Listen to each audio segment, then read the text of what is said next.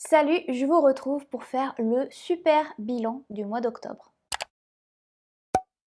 Alors pourquoi je vous dis super bilan? Parce que vraiment ce mois-ci a été un mois avec des très belles lectures. Vraiment, j'ai lu des livres qui m'ont fait vivre des émotions. Donc on va découvrir ça tout de suite dans ce petit bilan. On va commencer par tous les livres lus, par les challenges en cours, les statistiques de lecture, mes tops et mes flops, et enfin ma pile à lire pour novembre. Alors ce mois-ci, j'ai lu un total de 13 livres et 4783 pages, 4783 pages. Alors au niveau de la note moyenne, je suis sur une note exceptionnelle de 3,98 sur 5. Et d'ailleurs, je suis très enthousiaste en filmant cette vidéo parce que la dernière lecture que j'ai terminée hier soir, eh bien c'est mon 5 étoiles du mois. Mon 5 étoiles du mois, j'ai adoré cette lecture, donc je vous en reparle bientôt et dans la suite de cette vidéo aussi. Mais voilà, beaucoup d'enthousiasme pour ce mois d'octobre, vraiment. On va voir les genres que j'ai lus ce mois-ci. J'ai lu 2 Dark Fantasy, Phantasma et A Sorceress Comes to Call, que j'ai classé dans Dark Fantasy. 3 Fantasy / romance, Porcelaine sous les ruines, The Ex-Hex et La Société très secrète des sorcières, blablabla. Ces romans-là, on ne peut pas vraiment les appeler romantasy parce que c'est pas vraiment de la romantasy telle qu'on la connaît. En même temps, ça fait partie d'un monde un peu fantasy, paranormal, imaginaire, voilà, avec une petite romance. J'ai lu 2 thrillers, Verity et Hamster. 3 horreurs que j'ai classées dans horreur, Mexican Gothic, Le Chat Noir et Starling House. J'ai lu un contemporain avec Betty et 2 fictions historiques, The Wintersea et Wayward. J'ai choisi de classer Wayward dans une fiction historique parce que vraiment le côté imaginaire et fantasy, je ne l'ai pas beaucoup vu. Au niveau des langues de lecture, le mois dernier, j'avais lu, je crois, plus de 80% de livres en anglais. Ce mois-ci, c'est beaucoup plus équilibré. J'ai lu 46% des livres en français et 54% des livres en anglais. Et donc vient le moment de vous parler de mon top 3. Et franchement, j'aurais pu faire un top 7, je crois, parce que j'ai eu beaucoup de livres qui m'ont plu ce mois-ci, que j'ai noté à plus de 4, d'où la moyenne. Mais on va parler du top 3. Voilà, je suis allée chercher mes livres. Donc le premier, alors non, je vais commencer par Porcelaine sous les ruines. Il est dans mon top 3, je l'ai noté 4,75 étoiles. D'ailleurs, il va y avoir un vlog qui va bientôt sortir sur la lecture de ce livre.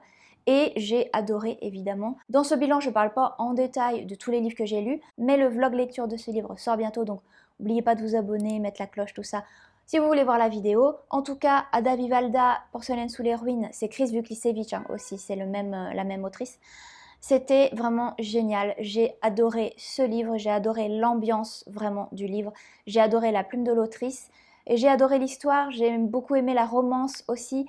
Ça a un petit peu mis du temps à se développer, c'est pour ça que j'ai mis 4,75 parce qu'au début je trouvais ça un peu long, ça fonctionnait pas très bien je trouve, et puis au bout d'un moment c'est passé sur complètement autre chose et je suis complètement rentrée dans l'histoire et j'ai juste adoré la lecture de ce livre et j'ai vraiment envie de le relire. Ensuite, j'ai Betty, il est juste ici, donc je vous laisse l'admirer. Betty, j'ai mis aussi 4,75 étoiles. Il va y avoir un vlog consacré à la lecture de ce livre où vous allez avoir vraiment toutes mes impressions parce qu'il y a beaucoup de choses à dire sur ce livre. On ne peut pas le résumer comme ça, mais sachez que c'était vraiment une très belle lecture. Aussi une lecture difficile, mais voilà, j'ai mis 4,75. Et mon 5 étoiles, vous allez peut-être être étonné, mais c'est Verity. Verity, je vous en reparle aussi dans une autre vidéo beaucoup plus en profondeur, mais voilà, je vous en avais parlé dans un book haul, je crois, oui. J'ai vraiment adoré ce livre, c'était vraiment excellent. J'ai adoré parce que de la première ligne à la fin, j'ai été complètement happée par cet univers, par cette atmosphère. Euh, donc j'ai terminé ce livre-là hier. Hier, c'était le 30 octobre. Je filme cette vidéo le 31 octobre. Et je clôture ici. J'ai commencé un livre, mais je ne vais pas le compter pour le mois d'octobre, parce que je ne le finirai pas en octobre. Mais voilà, je clôture sur un 5 étoiles. Je suis super étonnée d'avoir donné un 5 étoiles à ce livre. Franchement, je ne pensais pas. Mais il m'a happé complètement. Je l'ai trouvé vraiment trop bien fait. Donc ouais, j'ai adoré. J'ai adoré. Mes flops, eh bien j'ai quand même eu ce mois-ci 2 DNF, donc 2 abandons. Pour être honnête, j'ai failli en avoir un troisième, mais je l'ai fini coûte que coûte et c'était pas facile. Donc le premier, eh bien c'est Starling House. J'ai pas du tout accroché. Pareil, je vous en parle dans un autre vlog, mais pour moi j'ai trouvé ça vraiment très young adult pour le coup. J'avais du mal à le lire, j'étais pas concentrée dans ma lecture, j'ai pas accroché du tout au personnage, j'ai pas accroché à l'ambiance. Quand j'abandonne les livres, comme j'aime pas abandonner les livres et que je veux vraiment leur donner une chance, j'abandonne les livres souvent à 60-70%.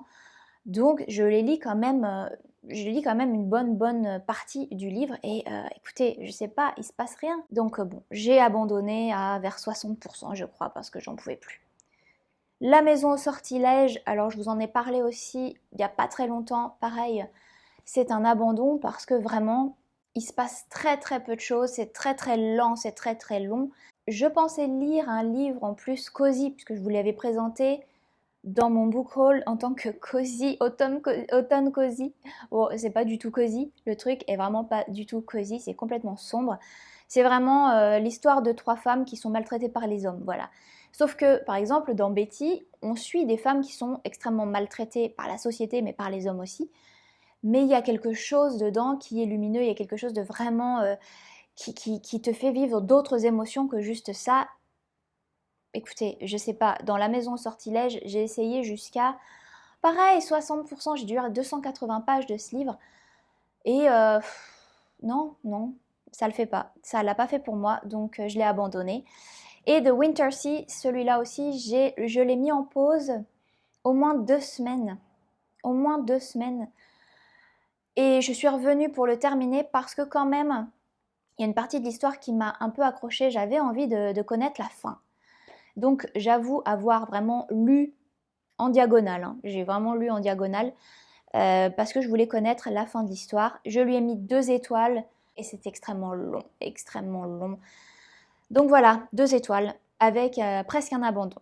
Le challenge en cours, je n'ai pas d'autre challenge que le Pumpkin Autumn Challenge dont je vous ai déjà parlé. Je vous ai fait une petite vidéo bilan à mes parcours si vous voulez aller voir ce que j'ai déjà lu et ce qu'il me reste à lire.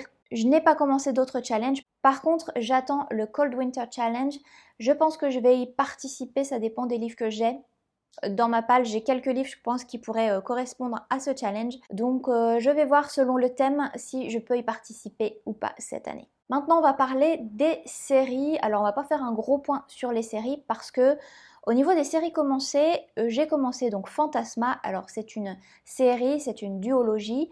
Il y a Fantasma que j'avais d'ailleurs beaucoup aimé. Et puis va bientôt sortir, mais je crois que c'est l'année prochaine, Enchantra, où on va suivre la sœur de la protagoniste de Fantasma.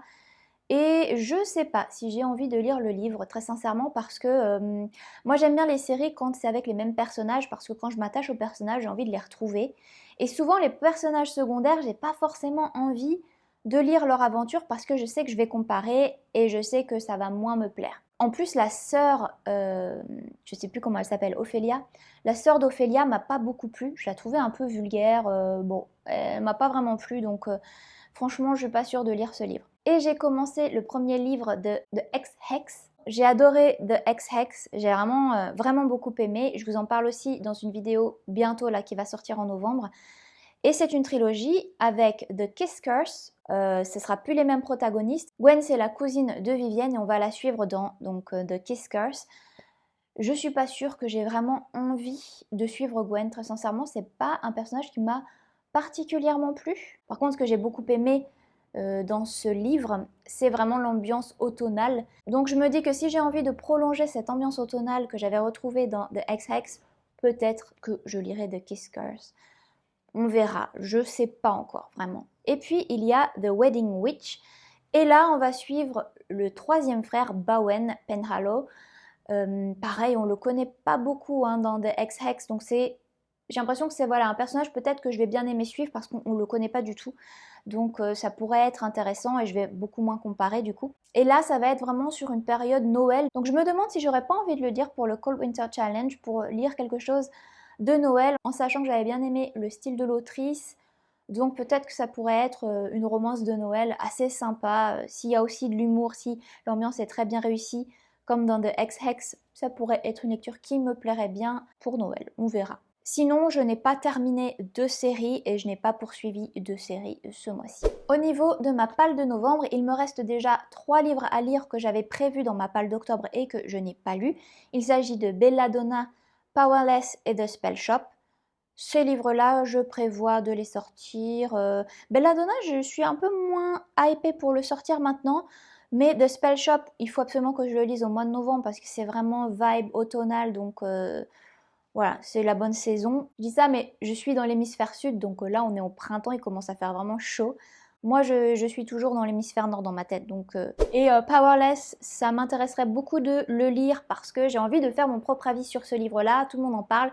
J'ai envie de faire mon avis. Et puis j'ai prévu également de lire La 9e maison de Leigh Bardugo avec Hellbent, qui est en fait le deuxième livre de la duologie de La 9e maison. Donc ça, j'aimerais bien lire ça pour novembre. Et Home Before Dark, ça c'est sûr, c'est ma prochaine lecture. Je filme cette vidéo, on est le 31 octobre. Donc je suis vraiment dans ce mood maison hantée. J'ai envie de lire des livres de thrillers psychologiques, j'ai envie de lire des livres sur des maisons hantées. C'est totalement mon kiff du moment. Donc ça, je pense que je vais le lire après ma lecture actuelle, How to Sell a Haunted House, que j'ai acheté il n'y a pas longtemps et je me disais que pour ma lecture d'Halloween, c'était parfait. J'ai eu un besoin d'un moment de calme après Verity parce que ça m'a emmené dans tous les sens. Mon cerveau, il a fait des... J'étais dans un manège, là, dans un, comment on dit, un grand 8. J'étais dans un grand 8 avec Verity. Donc je l'ai terminé hier après-midi. J'ai rien lu, j'ai regardé la télé hier soir pour changer, voilà, pour me remettre un peu de mes émotions. Et hier soir, j'ai entamé How to Sell a Haunted House, donc j'en suis vraiment qu'au tout début. Je pourrais pas vous en dire grand chose pour l'instant parce que c'est vraiment que les débuts, donc à voir, à voir. Mais c'est ma lecture du jour en tout cas. Et on va faire un petit point sur ma palle pour ce mois d'octobre. Si j'achète pas un livre aujourd'hui, je suis à 37 livres à lire dans ma palle, donc des livres que j'ai dans ma bibliothèque, que ce soit en physique, mais majoritairement en e-book. Donc voilà, 37 livres, ça commence à faire beaucoup. J'ai pas vraiment envie de collectionner les livres non lus. Donc voilà, je vais voir. Alors pour conclure rapidement sur tous les livres que j'ai lus en octobre, vraiment je suis hyper enthousiaste de mes lectures. Je vais vous dire tous les livres que j'ai vraiment beaucoup aimés. Il y a eu Hamster, Mexican Gothic, Porcelaine sous les ruines, Betty, Fantasma, The Ex-Hex et Verity. C'est vraiment des lectures que j'ai particulièrement aimées. Les autres, pas plus que ça on va dire, mais en tout cas je suis vraiment contente parce que 7 livres que j'ai vraiment aimé, c'est-à-dire à plus que 4. Les autres livres, il y en a que j'ai bien aimé, voilà, mais ceux-là, c'est plus que 4 étoiles, ce qui est vraiment une très bonne note pour moi. En général, un livre que j'aime bien, je lui mets plutôt 3,75. Donc là, on est déjà à 4 étoiles et plus, avec quand même 3 coups de cœur ce mois-ci. C'est un mois exceptionnel. J'espère que le mois de novembre sera aussi bien. J'espère que votre mois s'est aussi bien passé que le mien. Tous les livres que j'ai lus ce mois d'octobre seront chroniqués dans les prochaines vidéos. S'ils ne sont pas encore sortis, ce sera dans les prochaines vidéos. Donc abonnez-vous bien si vous voulez voir un petit peu mes avis par rapport à ces livres-là. Je vous remercie d'avoir regardé la vidéo jusqu'au bout. N'hésitez pas à écrire un petit commentaire ou faire un petit like si la vidéo vous a plu pour soutenir la chaîne. Et je vous retrouve très bientôt pour une prochaine vidéo. Ciao!